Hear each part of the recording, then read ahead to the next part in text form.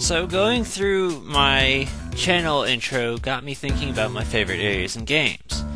And it's always a nostalgic trip to go through it all again. So I thought I'd make this little top 10 of my favorite areas in video games, period.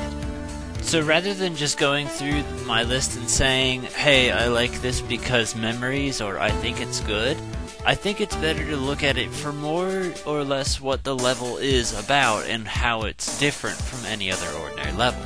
So for that reason, this list isn't going to just include, fan favorite stuff. It's going to be what I think stood out and for what reason it stood out for.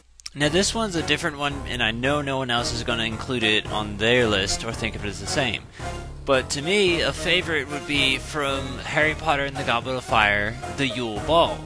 Because you're going through in this top-down game, casting magic and shit, but they just decide to give you this random break of a rhythm game. And it's fun, and the music is good, and it has a lot of replayability and the ability to, grind for beans, which in that game would be your money.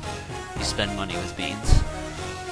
But it's a nice break. It works well with the story and movie, and it stays true to that, and it's just incredibly fun. So for that reason, it's one of my favorite levels in gaming, and especially that game. The roller coaster level from New Super Mario Bros. Wii. And it's kind of obvious because it's a freaking roller coaster. Nothing in the world is more fun, especially when you're riding on a bone skeleton thingy over a lake of lava. It's cool, it keeps you on edge, your reflexes are going, and it's very, very memorable. It's one of my favorite from that game, and I always look forward to playing it. This is another one I know no one's going to have on their list because it's just a weird experience of mine. But I like the second to last level on Shrek II for the Game Boy Advance. 1, the music is fucking great. 2, it's got this huge build-up, you know the entire story, you've seen Shrek 2, and then as you're going through it playing as all the characters, you have to leave them behind one by one as you get closer and closer to the fairy godmother. That I like. It's got a lot of build-up, it's executed very well, it's very fun to play, and is quite possibly my favorite Game Boy Advance game level, period. As big of a fan as I am of BanjoKazooie, I don't honestly think I pander too much to the franchise except for when it's due. So, I love the series a lot, but the only one that I really feel sticks out to me the most is one of my favorite levels and that I really look forward to would probably have to be Witchy World from Banjo-Tooie, because it's a carnival. Carnivals are fun. It's bright, it's colorful, it's full of minigames, and it's the best world probably in that game next to maybe Hailfire Peaks. But if you're giving me the choice between those two, I'm going to pick Witchy World every time. This one is probably the most nostalgic, but it's also, in my opinion, just the funniest, which is why it's one of my favorites. And that's the Big Bug Fun Club from Force Gemini. You are on this military base, you find a secret area that requires a key, you're going through all these enemies that are really tough and hard to kill, you transform into one of the troopers, and then you go to a nightclub. And while you're there, everyone's dancing while maintaining eye contact on you and growling. It's also funny because you can just kill them, and they don't even give the slightest shit that you just killed someone. The only time you've gone too far is when you've touched a tribal. Then they get mad, and then they'll start throwing grenades, and then you can just kill everyone there. And it's a really fun, colorful environment that's just great to walk into, wreak havoc, play some arcade racing, and then get out. And it's got some great music. Now this one is more on the conceptual side, and that's where a lot of the praise comes in. This is good level design to me, and that's Touch Fuzzy Get Dizzy from Yoshi's Island. Ever since I saw it, years ago, I was like, holy shit, that's the coolest idea ever. And that's where the list kind of changes from here, is it goes from oh, that's cute, and oh, it's different, to this is good game design. And Touch Fuzzy Get Dizzy is probably the most memorable thing, and it's in my opinion, conceptually really cool, because it's not something you're gonna see anymore. Not maybe in conceptual design, but in environment, I think this one's really strong, and that's Shiver Star from Kirby 64. Another little bit of changing the list is kind of now where it's alright, it's not technically a level, it's a few levels, because Shiver Star as a whole, as the entire planet, almost everything on it is great. The boss fight, Santa's factory, the mall, even the first level, it's all great. The fact that it symbolizes Earth and you're on this ice level that's a barren wasteland, ruined of civilization, is incredible and cool and so much fun. And I love it. And the music! This one's another one where it's technically a few levels, but I'm going to stretch it because I can, it's my list. And that's the castles from Goemon's Great Adventure. They were always the highest point of that game. They were always the most fun, the most creative, and just outright incredibly fun. And, I don't know, visually interesting.